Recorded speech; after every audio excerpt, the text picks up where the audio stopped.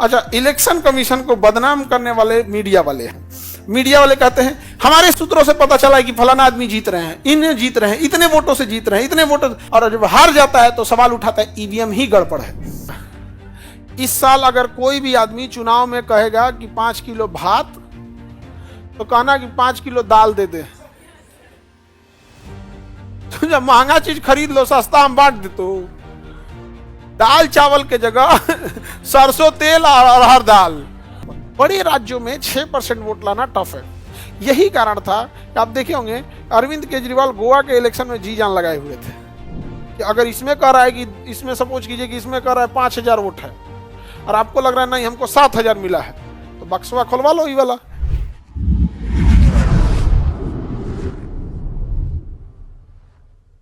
ये 61वां संविधान संशोधन 1959 की 69 69 बोलते हैं इसको। 69 किसको बोलते हैं? 69 को, बस वही वाला 69। 59 का ये है, 69 का ये। तो ये किसके तहत हुआ था? 61वां संविधान संशोधन 1969। एक सदस्यों से कितना सदस्य हो गया? 3 सदस्य। 3 सदस्य, तीनों के पावर सेम होते हैं, यानी पूरे देश का चुनाव 3 बड़े अधिकारियों के अंडर में होता है। समझा गया? 3 बड़े अधिकारियों के अंडर में होता है, जिसमें जो मेन होता है उसे मुख्य निर्वाचन आयुक्त, बाकी सबको निर्वाचन आयुक्त। जो मेन होता है उसे चीफ इलेक्शन कमीशन, बाकी 2 ठो को क्या कहेंगे? Election commission. अब आप कहेंगे कि तीनों आदमी मिलकर,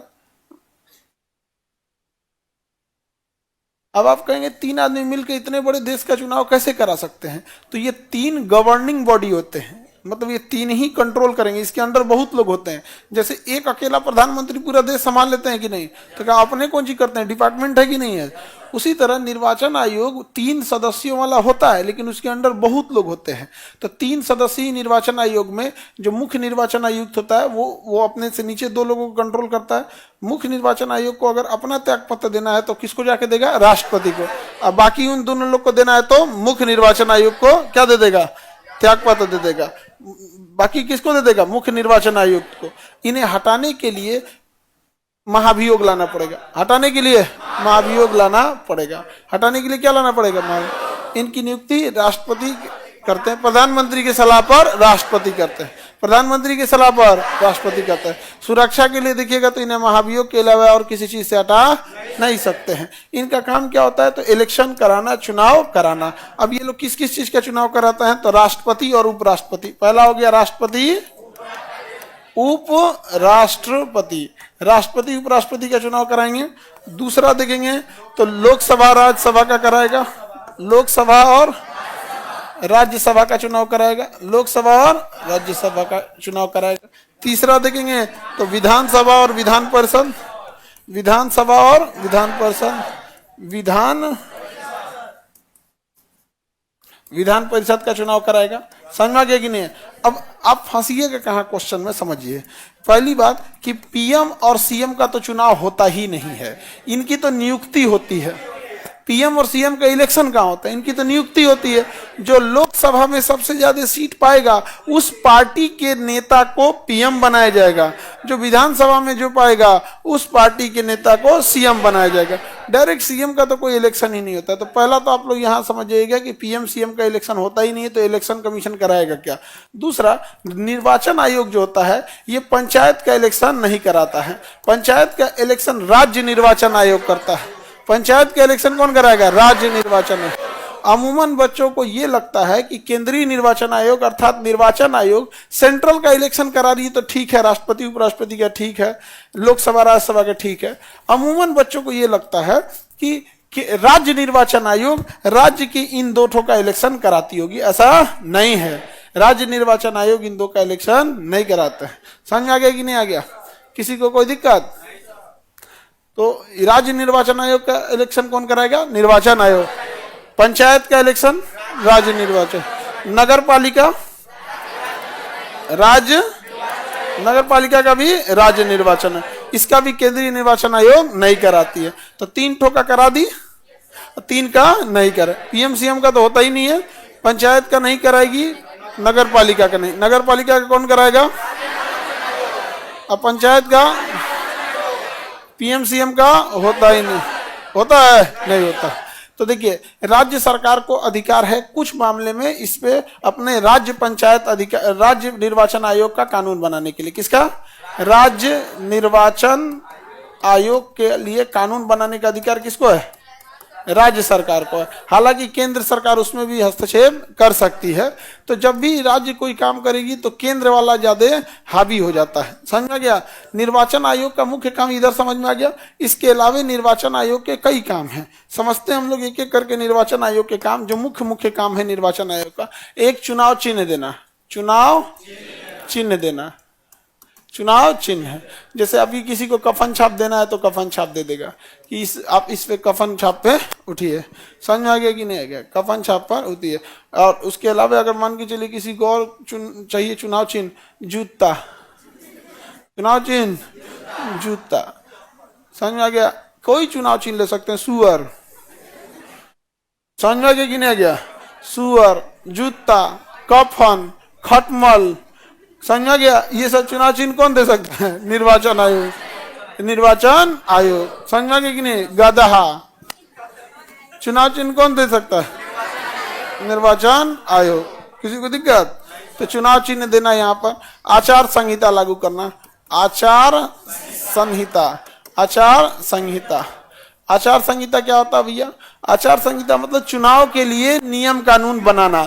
जैसे कितने पैसे खर्च कर सकते हैं, चुनाव में कितनी गाड़ियां घूम सकती है, कितने पोस्टर लगा सकते हैं, ये सारा चीज का एक फिक्स नियम बना देना। नहीं, अगर इसको नियम नहीं बनाएगा तो अमीर इंसान चुनाव जीत जाएगा। जैसे वो कह देगा कि 40 ठो गाड़ी ही आपकी प्रचार में घूम सकती है, तो इससे क्या है ना कि 40 गाड़ी, क्योंकि बड़ा एरिया भी होता है, दुइयो गाड़ी करेगा तो नहीं ना होगा, तो 40 गाड़ी घूम सकती है। अगर छोड़ देगा कि भाई जिसको जितना मन है घुमाए, तो पता चला जो अमीर वाला है वो लगेगा 500 गाड़ी घुमाने, जहां तहां खाली होकर सुनाइबे करेगा। समझ में गया? खटमल छाप, खटमल छाप, अब की बार खटमल छाप, खटमल छाप, हर जगह होगा खटमल छाप, खटमल छाप जीत जाएगा। नहीं समझ आ गया? अब उधर गधा छाप हार जाएगा। इसलिए बेटर रहेगा 40 फिक्स कर देगा, इतनी गाड़ियां हैं। अब पता कैसे चलेगा कि उसको कितनी गाड़ियां घूम रही है? तो कौन 40 गाड़ियां हैं उनका नंबर लिखवाना पड़ेगा, वो नंबर प्लेट। और अब घुमाइएगा ना तो कोई आदमी उसका पूरे अपना ना, निर्वाचन आयोग अपना एक हेल्पलाइन नंबर जारी करता है। अगर आपको लग गया कि नहीं इसका ये गाड़ी एक्स्ट्रा है, तो उसका नंबर आप फोटो खींच के भेज दिए, मिला लेगा कि जो 40 गाड़ी दी है उसमें से आपका गाड़ी है कि नहीं है। अगर नहीं है तो सील कर देगा गाड़ियां। समझा गया? और गाड़ी अगर आप प्रचार में घुमा रहे हैं तो पक्का बात है कि उसमें सजा के माइक विक मान के घुमा रहे होंगे। ऐसे घुमा रहे हैं तो कोई मतलब ही नहीं है। तो आचार संहिता को लागू करना होता है। चुनाव प्रचार, चुनाव प्रचार, चुनाव प्रचार। वोट खत्म होने के इससे चुनाव खत्म होने के कितने घंटे पहले? 48 घंटे पहले। कितने घंटे पहले? 48 घंटे पहले आपको वो चुनाव प्रचार बंद कर देना है, यानी 2 दिन पहले बंद कर देना है। अगर संडे को इलेक्शन है तो फ्राइडे के दिन आपका लास्ट चुनाव प्रचार होगा। संडे के शाम तक अगर इलेक्शन है तो आप फ्राइडे के शाम तक प्रचार कर सकते हैं, यानी समाप्त होने के कितना देर पहले तक? 48। चुनाव प्रचार को क्या कर देगा? ये बंद करा देगा। क्या करा देगा? बंद करा देगा। ये सब समझ में आ गया? किसी को दिक्कत? अब ये चुनाव कंडक्ट कैसे कराएगा तो देखते हैं। वो क्या करता है चुनाव आयोग? डिस्ट्रिक्ट मजिस्ट्रेट जो होता है ना, डीएम, तो जिला का सबसे बड़ा चुनाव अधिकारी कौन होता है? डीएम। डिस्ट्रिक्ट मजिस्ट्रेट जिला का सबसे बड़ा क्या होता है? चुनाव अधिकारी होता है। यानी सोच सकते हैं चुनाव आयोग जैसे चुनाव आचार संहिता लग गया, डीएम क्या आ गया? पावर में आ गया, और वो हो जाएगा अब आपका निर्वाचन अधिकारी। इन्हीं लोग का काम होता है आपके जिला, अपने अपने जिला में मतदाता सूची तैयार करा देना। किसके कहने पर? निर्वाचन आयोग के कहने पर। वोटर लिस्ट बनाने का अधिकार है। किसी महिला का अगर अपने क्षेत्र से दूसरी जगह शादी हो गया तो उसका पुराना नैहर से नाम काट के ससुराल में जोड़ना किसका काम है? निर्वाचन आयुक्त का। किसका? निर्वाचन आयुक्त का। यही काम होता है निर्वाचन आयुक्त का। किसी का नाम निर्वाचन आयुक्त बिना कारण काट नहीं सकता है कि भाई तुम्हारा जाति अच्छा नहीं लगा तुम्हारा नाम काट देते हैं, तुम्हारा धर्म ठीक नहीं लगा तुम्हारा नाम काट देते हैं, तुम बिहार से है, तुम यूपी से है, तुम महाराष्ट्र से, इस आधार पर किसी भेदभाव के आधार पर निर्वाचन आयोग में नाम नहीं काटा जा सकता। निर्वाचन आयोग से नाम नहीं काटा जा सकता। समझ आ गया कि नहीं आ गया? किसी को कोई दिक्कत? निर्वाचन आयोग से नहीं काट सकते। तो बताइए जिला में सबसे बड़ा अधिकारी डीएम। अब आप सपोज कीजिए कि कोई जिला है, इतना बड़ा जिला है, ये कोई जिला है, ठीक है, तो इस जिला का सबसे बड़ा निर्वाचन अधिकारी डीएम। अब डीएम क्या करेगा ना, इस जिला को कई छोटे छोटे पार्ट्स में बांट देगा, समझ में आ गया, छोटे छोटे टुकड़ों में बांट देगा, समझ में आ गया, ताकि वो भी बेचारा कंट्रोल कर सके। अकेले डीएम क्या क्या देखेगा, तो डिस्ट्रिक्ट मजिस्ट्रेट अपने जिला को छोटे छोटे भागों में बांट देता है और इसे दे देता है रिटर्निंग ऑफिसर को। किसे? आरओ को दे देता है। किसे दे देता है? आरओ को दे देता है, रिटर्निंग ऑफिसर। तो डीएम के बाद सबसे बड़ा चुनाव में कौन आ जाता है? Returning officer. Returning officer RO हो जाता है रिटर्निंग ऑफिसर। समझ में आ गया कि नहीं आ गया? क्या हो गया? Returning officer. यहां देखो ध्यान से, रिटर्निंग ऑफिसर को दे दिया गया। अब रिटर्निंग ऑफिसर के पास कोनो एक गांव थोड़े है, रिटर्निंग ऑफिसर के पास भी 4-8-10 गो गांव आ जाते हैं। तो रिटर्निंग ऑफिसर फिर छोटे छोटे एरिया में अपने अपने पार्ट को बांट देता है, अपने अपने पार्ट को बांट देता है। समझ में आ गया कि नहीं आ गया? रिटर्निंग ऑफिसर तक समझ में आ गया?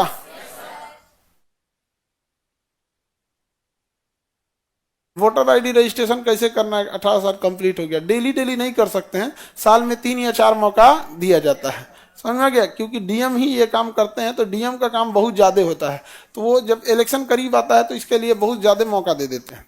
तो देखिए, अब ये तो रिटर्निंग ऑफिसर कैसे कंट्रोल करेगा? तो रिटर्निंग ऑफिसर अपने एरिया को और छोटे छोटे में बांटेगा और वो इसे प्रिजाइडिंग ऑफिसर, किसके? प्रिजाइडिंग ऑफिसर को सौंप देता है। किसे सौंप देगा? प्रिसाइडिंग ऑफिसर को। किसे? Presiding officer. समझ में आ गया? Presiding officer. तो डीएम के नीचे रिटर्निंग ऑफिसर और रिटर्निंग ऑफिसर के नीचे प्रिसाइडिंग ऑफिसर। ये प्रिसाइडिंग ऑफिसर बहुत मेन होता है। जो आपका एक स्कूल देखते हैं ना, जहाँ पे स्कूल में ना वोटिंग कराया जाता है, सरकारी स्कूल में वोटिंग कराया जाता है, तो किसके अंडर में रख लेता है? Presiding officer. किसके अंडर में? प्रिसाइडिंग ऑफिसर के अंडर में रख लेता है। किसी को दिक्कत? तो पूरा स्कूलिया इनका इंचार्ज कौन है? Presiding officer. अब किधर किस कमरे में वोटिंग हो रहा है, क्या नहीं हो रहा, तो ये तो पागले हो जाएगा। वो प्रिसाइडिंग ऑफिसर भी पागल हो जाएगा। एक कमरा में गया तो कुछ और, एक कमरा में गया तो कुछ और। तब क्या करेगा ये अपने नीचे, अभी प्रिसाइडिंग ऑफिसर के नीचे पोलिंग ऑफिसर होंगे। क्या होगा? Polling officer. क्या होगा? Polling officer. तो ये आरओ मतलब क्या होता है बाबू? हाँ, रिटर्निंग ऑफिसर। Returning officer. आइए, प्रिजाइडिंग ऑफिसर। एक पूरा कॉलेज किसके अंडर में है? Presiding officer. और अंदर का पोलिंग, हाँ, अरे नहीं जी, प्रिजाइडिंग ऑफिसर के अंडर होता है। अभी कहा तुम लोग चल गया पोलिंग एजेंट में? जो यहां देख रहे हो, यहां देखो, पोलिंग एजेंट ये सब का नहीं होता है। ये हो गया polling officer. Polling officer, officer, यही लोग आपको अंदर देखने को मिलेंगे। समझ गया? यही देखने को मिलेंगे। आप जब कॉलेज में जाएंगे वोटिंग करने के लिए, तो यहाँ पे देखिए पूरे एरिया का कौन हो गया? Returning officer. जो आपका पोलिंग बूथ है कॉलेज को बनाया जाता है, इंचार्ज कौन रहता है? Presiding officer.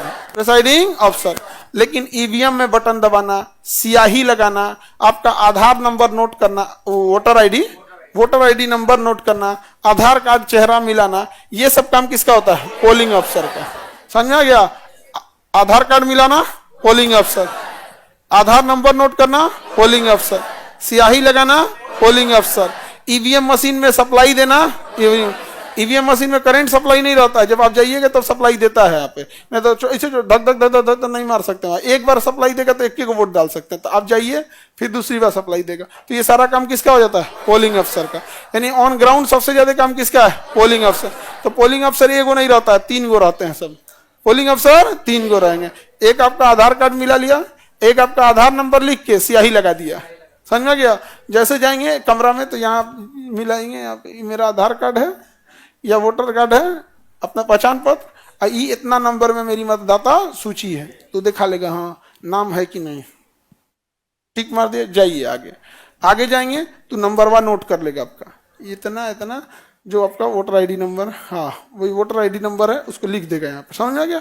Voter ID number लिख देगा और एगो स्याही पोत देगा। समझ में आ गया? वोट डालने से पहले पोत दिया, बिना वोट डाले अब निकलने नहीं देगा आपको। अब भले आप नोटा दाब के आइए। अब उसके बगल में जाएंगे तो वो क्या करेगा? आपका सप्लाई दे देता है। क्या दे देगा? सप्लाई दे देता है। उसके बाद देखो एक टेबल पे रखा रहता है ईवीएम मशीन, उसको साइड साइड से घिरा रहता है ताकि आप किसको वोट दिए ये पता नहीं चलता। समझ आ गया कि नहीं आ गया? दे दिया। तो पोलिंग अफसर कितने होते हैं? 1 2 3। PO1 PO2 PO3 बोला जाता है पोलिंग अफसर। उसे क्या कहेंगे? पोलिंग अफसर। किसी को दिक्कत? अब चुनाव में क्या होता है कि बहुत आदमी को कोई आइडिया नहीं रहता है, उसका नंबर है कि नहीं है, किधर जाना है किधर नहीं जाना है, पगला जाता है आदमी।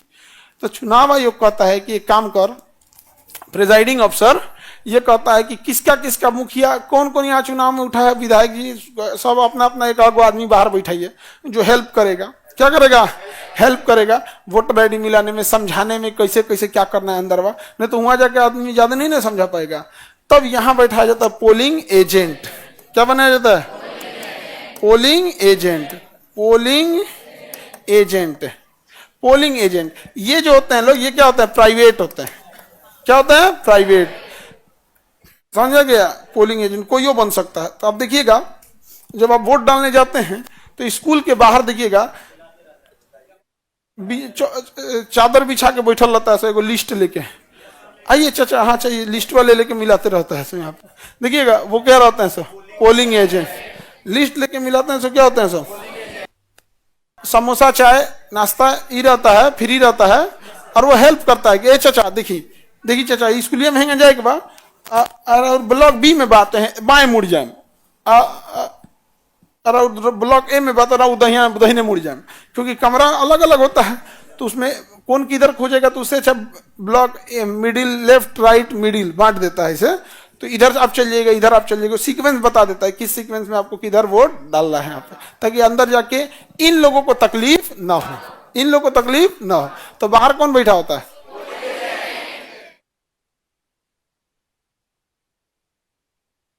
आगे बढ़े। क्या होते हैं? एजेंट यहाँ पे। अच्छा ये होता है पोलिंग अफसर। सबसे ज्यादा काम किसका? आधार कार्ड मिलाना पोलिंग अफसर, वोटर कार्ड आधार कार्ड आईडी मिलाना पोलिंग अफसर, नंबर नोट करना स्याही लगाना पोलिंग अफसर, ईवीएम में पावर सप्लाई पोलिंग। ये पोलिंग अफसर जानते हैं कौन होते हैं? सरकारी टीचर। इन लोगों का कोई खास वैल्यू नहीं होता है। Polling agent. अब कोई पोलिंग एजेंट नहीं ना बैठ जाएगा, उसका भी आई कार्ड देना होगा ना। तो उस एरिया का जो उस कॉलेज है जो जिसमें वोट हो रहा है उसका हेड कौन है? प्रिजाइडिंग अफसर। तो प्रिजाइडिंग अफसर किसको बना देता? आई कार्ड किसके लिए बनाता है? पोलिंग एजेंट के लिए। तो पोलिंग एजेंट का आई कार्ड कौन बनाएगा? प्रिजाइडिंग अफसर। जहां वोट डाल रहे हैं वहां वोटर कार्ड पावर सप्लाई स्याही कौन लगाएगा? पोलिंग अफसर।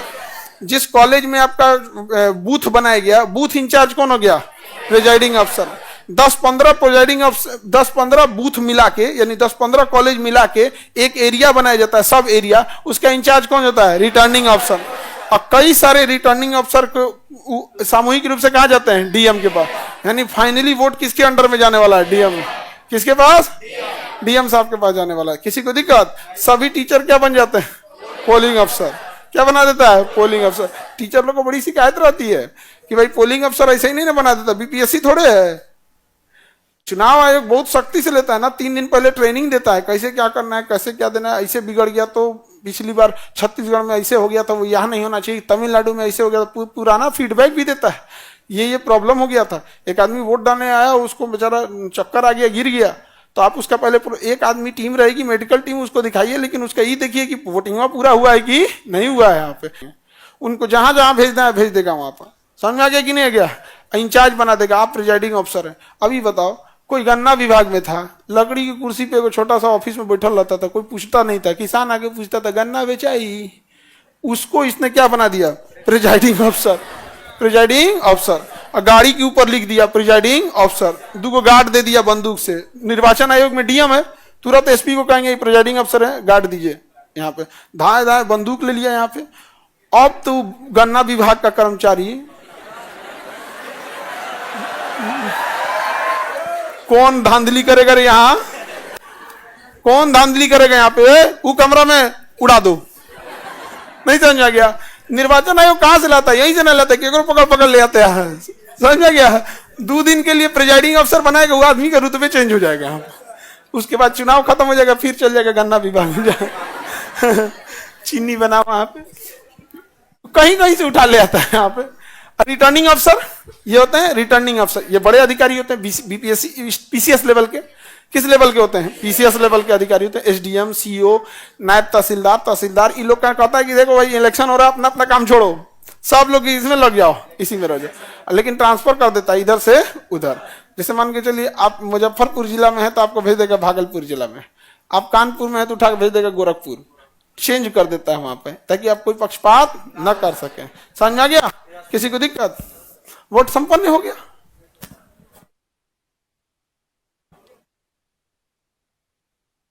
वोट क्या हो गया? संपन्न हो गया। पता चला ईवीएम में बिगड़ गया, हैंग हो गया ईवीएम, बैटरी काम नहीं कर रहा है, ईवीएम पे कोनो बोकर दिया जाके, वो ईवीएम पे जाकर बोकर दिया, ईवीएम में पानी घुस गया, ईवीएम शॉर्ट कर गया, जा तो क्या होगा? वो सेक्टर मजिस्ट्रेट, टेक्निकल प्रॉब्लम के लिए कौन है? Sector magistrate.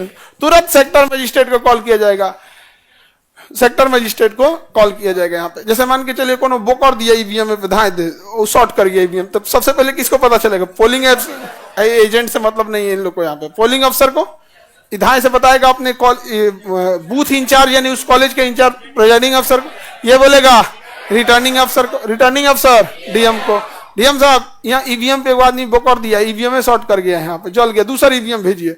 डीएम साहब तो तुरंत किसको बोलेंगे? Sector magistrate. सेक्टर मजिस्ट्रेट को एक्स्ट्रा ईवीएम लेके जाएगा फटाक से, रिटर्निंग अफसर से साइन कराएगा, ईवीएम नंबर इतना रिजेक्ट ड्यू टू कोनो बोकर दिया। समझ आ गया? रीजन लिखेगा, उसके जगह पे दूसरा ईवीएम नंबर इतना इतना इतना ये है यहाँ पर, यहाँ पे, उसके बाद उसी पे साइन किसका होगा? प्रिजाइडिंग अफसर, और फिर पोलिंग अफसर। खटाखट साइन हुआ, वहां पे उसको लगा दिया गया। अब जो खराब हुआ था उसे बक्सा में सील किया गया, किसके प्रेजेंस में? पोलिंग अफसर। उसकी क्या होगी? वीडियोग्राफी, वो सील करके रख दिया जाएगा, वोट हो जाएगा। यहाँ पे सेक्टर मजिस्ट्रेट टेक्निकल काम के लिए होता है। किसी को दिक्कत? चलो ध्यान से समझो। पोलिंग अफसर समझ में आ गया? इसको हटा दें, मिटा दें, इसका तो कोई काम नहीं है। डीएम अपनी सहूलियत के लिए किसको रख लेता है? रिटर्निंग अफसर। रिटर्निंग अफसर बहुत मेन चीज होता है। 5 बजेगा तो ऐसे अपने अपने घरे चल जाएगा, चलो हो 1000 रुपया लाओ, हो चल दिया। कौन? Polling agent. इन लोग का तो ये सब काम नहीं है। अब काम आ गया पोलिंग अफसर। ये जो टीचर लोग थे, ईवीएम को समेटेंगे, उसे लॉक करेंगे, सील करेंगे। सील एक बार अगर खोलिएगा ना तो क्रैक हो जाएगा, अब दोबारा बंद नहीं होगा। इसका जो लॉक होता है, सील मोहर होता है, एक बार अगर आपने उसको बंद कर दिया तो दोबारा खोलेंगे तो टूट जाएगा। वो टूटना नहीं चाहिए। वोटिंग के दिन मीडिया को दिखाया जाता है कि टूटा नहीं है। और मीडिया के अलावा जो भी चुनाव में खड़े हैं लोग, पक्ष विपक्ष, उस समय तो किसी को पता नहीं रहता जीतेगा कौन, दोनों के वहां पे दिखाया जाता है कि देखिए हैं। तो सील पैक करके पोलिंग अफसर अपने अपने स्कूल कमरे से एक जगह ईवीएम को इकट्ठा करके किसे दे देते हैं? प्रिजाइडिंग अफसर। फिर प्रिजाइडिंग अफसर साइन करते हैं कि 22 गो ईवीएम मशीन कलेक्ट हुआ। ईवीएम नंबर 15 इस टीचर ने दिया, ईवीएम नंबर 16 इन्होंने दिया, ईवीएम नंबर इतना, बकायदा। ये नहीं कि इतना आ गया कौन किसका दिया, नहीं, ये टूट गया तो तुम जिम्मेदार है इसमें से। समझ में आ गया कि नहीं? सारा रिकॉर्ड तैयार हो जाएगा। और वो किसके, कौन रिकॉर्ड तैयार कर पूरा फाइल बनाएगा? हाँ, प्रिजाइडिंग अफसर। प्रिसाइडिंग अफसर। अब प्रिसाइडिंग ऑफिसर गन्ना विभाग या कहीं कहीं से आया है, तुरंत फोन करेगा पुलिस एसपी को, तुरंत पुलिस थाना को कि हमें क्या दिया जाए, अतिरिक्त बल दिया जाए। तो आगे को पुलिस की गाड़ी, पीछे आई बैठ के पूरा गोदाम इसको लेके, अब पूरा सायरन बजाते हुए निकल निकल निकल कहाँ जाएगा? रिटर्निंग अफसर। रिटर्निंग अफसर के पास आएगा। अब रिटर्निंग अफसर के पास तो अलग अलग पोलिंग बूथ से आ रहा है। पोलिंग बूथ इंचार्ज कौन है? प्रिजाइडिंग अफसर। वो उधर से लाया, इधर से लाया, इधर से, जैसे जैसे लाते जाएगा लिखेगा इतना बज के इतना मिनट पे गाड़ी नंबर इतना, पुलिस स्कॉट इतना के साथ साथ ये इतना बॉक्स हमें ईवीएम का प्राप्त हुआ। तब तक इधर से आएगा, इधर से आएगा। रिटर्निंग अफसर के पास ढेरे ईवीएम जमा हो जाएगा। रिटर्निंग अफसर के पास बहुते ईवीएम जमा हो जाएगा रिटर्निंग अफसर के पास। तो रिटर्निंग अफसर, अच्छा एक जिला में एक तो रिटर्निंग अफसर है नहीं, रिटर्निंग अफसर तो बहुत ज्यादा है, बहुत सारे क्या हैं रिटर्निंग अफसर। खटाखट शाम होते होते रिटर्निंग अफसर के पास बहुत सारा क्या लग जाएगा? ईवीएम। क्या लग जाएगा? ईवीएम। जब सारा ईवीएम लग जाएगा तो डिस्ट्रिक्ट मजिस्ट्रेट का अनाउंस करेंगे इस सारे ईवीएम को मेरे पास लाया जाए। अब अलग अलग एरिया से डिस्ट्रिक्ट मजिस्ट्रेट के पास ये रिटर्निंग अफसर ईवीएम लेके पहुंचना चालू करेंगे। अब डीएम पहले से तैयारी रहेंगे चारों ओर से। अब उसके बाद से पूरा ईवीएम किसके अंडर में आ गया? डीएम साहब के अंडर में आ गया। तो डीएम कहां रखेंगे इसको? स्टोरेज रूम, कहीं ना कहीं गोदाम में रखेंगे। तो देखेंगे कहां इसको रखा जाए। तो किसी कॉलेज स्कूल सरकारी रहेगा, बढ़िया कॉलेज रहना चाहिए, मजबूती वगैरह का व्यवस्था रहना चाहिए।